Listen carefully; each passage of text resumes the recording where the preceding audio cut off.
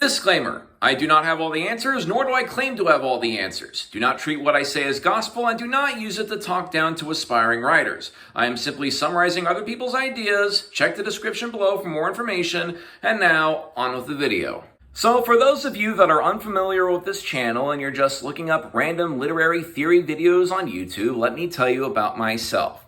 Around 10 years ago, I used to be pretty active in the fandom for the video game series Toho Project.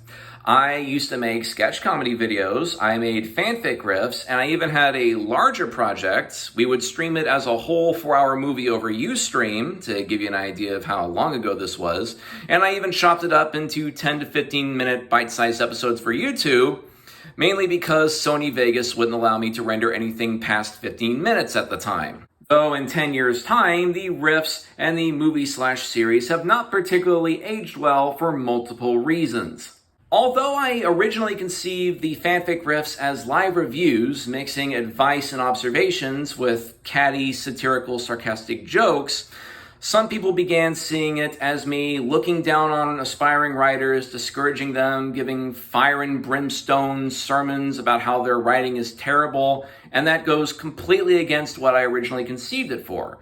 Elsewhere, there are people who do fanfic riffs on works that have been out for much longer, by authors who have given permission to riff the work, so obviously the riffs that I did aren't going to age as well as ones on, say, more notable bad works. Now, as for the long-form narrative project, it relied too much on confusing the audience, shocking the audience, satirizing old Toho Project fanfic tropes that aren't around anymore, and although it mainly focused on getting a good short-term reaction from people, it suffered in getting a good long-term reaction, which will be the focus of this video. Why does something age poorly?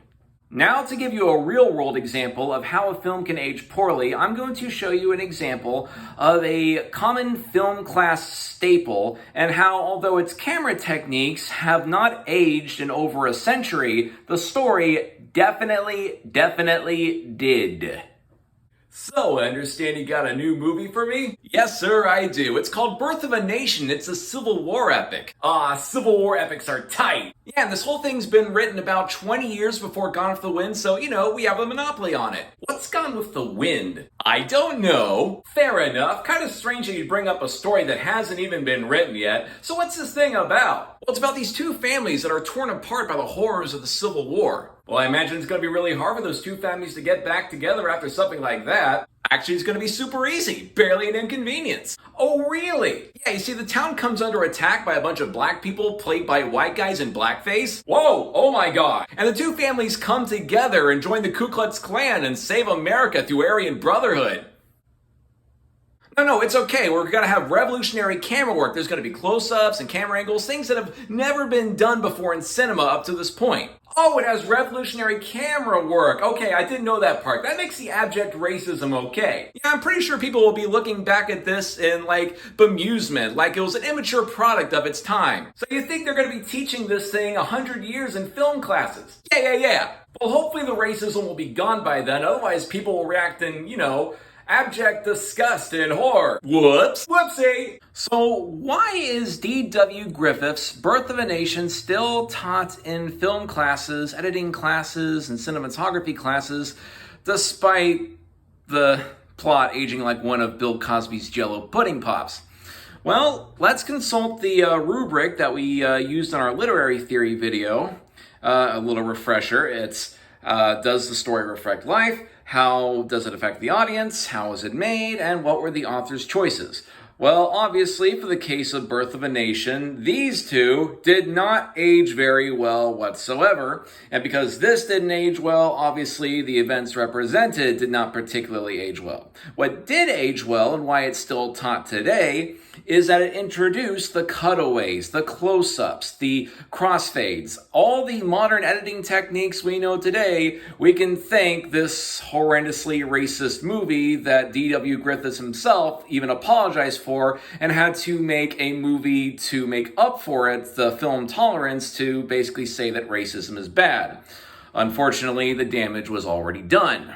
But if we ignore the different areas of how a work is constructed, or its themes, or its characters, whatever, there's still another factor that goes into how a story ages. The philosopher Immanuel Kant had 4 different reactions that people have when engaging in something emotional and how they would engage it logically over time. Now, I'm going to show you an example in a minute, but here's a brief overview. First, you have the gut reaction, which is immediate. The short-term reaction, which you're still feeling the buzz of the emotions from the gut reaction. The long-term reaction, when you have a little distance from the emotions and you can think a little more clearly. And finally, the critical reaction, in which you cite another source to put your words into something a little more concrete. So here's an example of me reacting to Star Wars Episode 9. Number 1, the gut reaction. Yeah, Star Wars Episode 9 was better than I expected. You go, Rey Skywalker. Number 2, the short-term reaction. Man, that was such a good movie. I have no idea what those critics were talking about. I mean, they had like a fleet of Death Stars in it. Number 3, the long-term reaction, or as many of the youngins say today, fridge logic.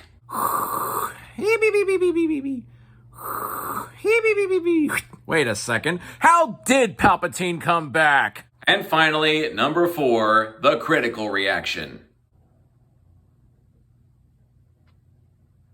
They didn't even try! Bonus, a caveat. What? Just because it's corny doesn't mean I still don't enjoy it. In fact, I think that applies to pretty much anything considered cheesy, corny, or poorly made. Like, just because something isn't perfect or high art doesn't mean that people still can't enjoy it. But that will be a subject for another video when we discuss quote-unquote high art versus quote-unquote low art. For now, let's wrap up our discussion about how things age. So let's combine everything we have into one little graph. This combines Immanuel Kant's 4 reactions with the 4 basic literary theories that we outlined previously. Now, as time goes on, they will judge each of these 4 categories more and more harshly. Now, people might get caught up in a story's characters under the mimetic theories, but as it goes on, they'll be asking, are they psychologically realistic? Are they socially realistic? Do they have realistic motives? A story that was written for this audience might not work with this audience, as we've seen with D.W. Griffith's Birth of a Nation. The techniques that were revolutionary here might become dated by here. As for the expressive, a character's the stock character settings and the tropes of the time here might not work over here. And I guess to bring things full circle, I will use my own little narrative project as an example. Although people didn't complain over here as much, over here they're asking, wait, what was their motives again? Wait, wasn't this written for fanfic writers like years and years ago, making fun of tropes from years and years ago, using techniques that are frankly a little too batshit insane? So, in summary, how does a work become dated? Well, either a work becomes less and less realistic over time, or the target audience begins to shift, or what seemed cutting edge when it was made becomes dated later down the line, or maybe the tropes become outdated as time goes on. And finally, if you are a new writer and you're just learning this stuff, please do not let it worry you. This stuff will come much later down the line. You don't have to make your story super realistic. You don't have to worry about a future audience. You don't have to worry if you're constructing it perfectly or if you're making the right characters or theme or setting or whatever. Right now, focus on craft, focus on creativity. Focus on learning the basics and focus on just letting whatever ideas come to mind, no filter. Your writing does not have to be perfect.